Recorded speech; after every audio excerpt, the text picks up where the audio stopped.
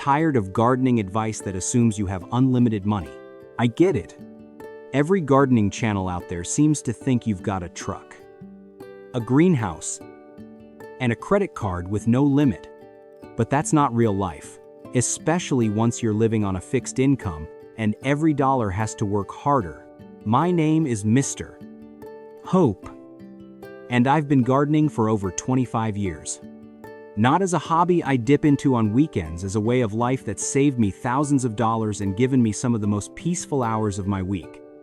And today, I'm going to hand you the 5 biggest money-saving lessons it took me 2.5 decades to learn the hard way, so you don't have to If you're in your 50s, 60, or beyond, and you want a garden that's beautiful, low maintenance, and easy on your wallet, this is the video to watch before any other This channel exists for exactly one reason: to help you do more with less. Let's get into it.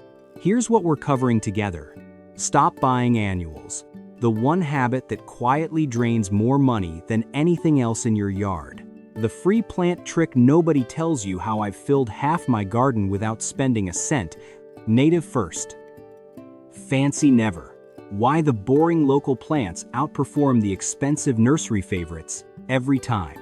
Water less.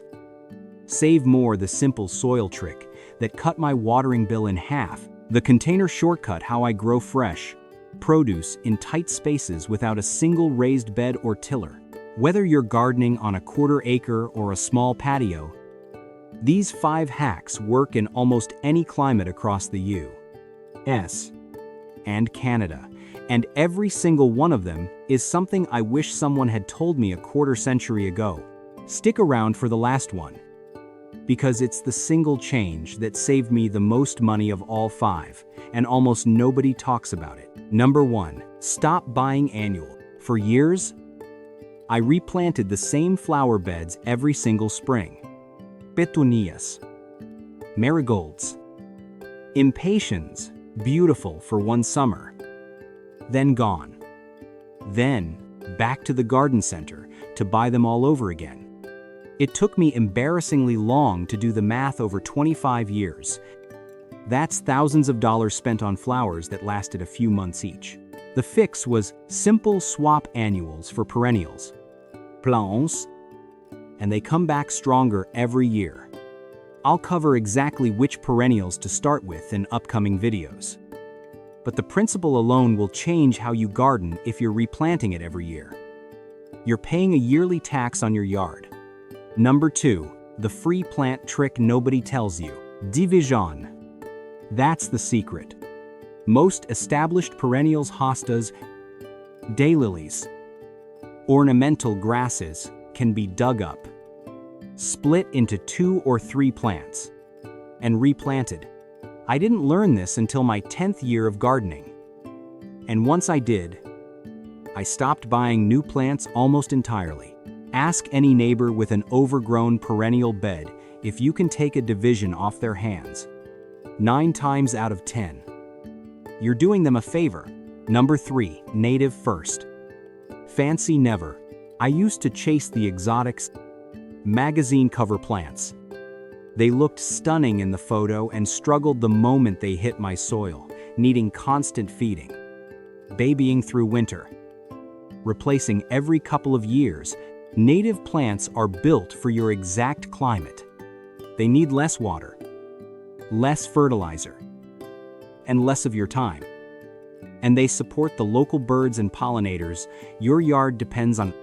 Boring and local beats beautiful and needy every time your wallet is involved. Number 4. Water less. Save more. For over a decade, I watered by habit, not by need, and my water bill showed it.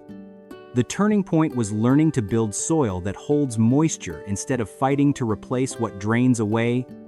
A few inches of mulch and some organic matter worked into the topsoil cut my watering frequency by more than half, which adds up fast if you're on a metered water bill. Number 5. The container shortcut. I saved this one for last because it's the change that made the biggest financial difference of all. I stopped assuming I needed raised beds, tillers, and a big plot to grow my own food.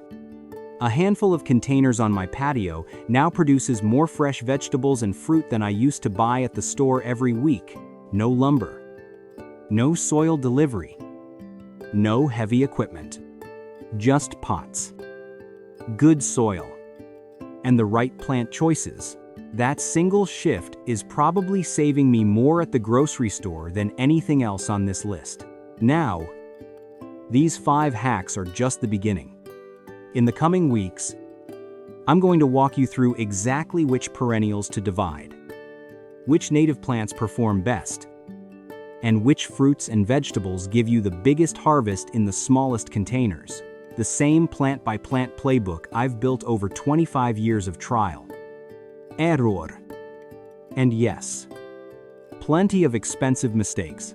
If this saved you even one idea you can use this season, do me a favor and hit subscribe. This channel is built for people who want a garden that works with them.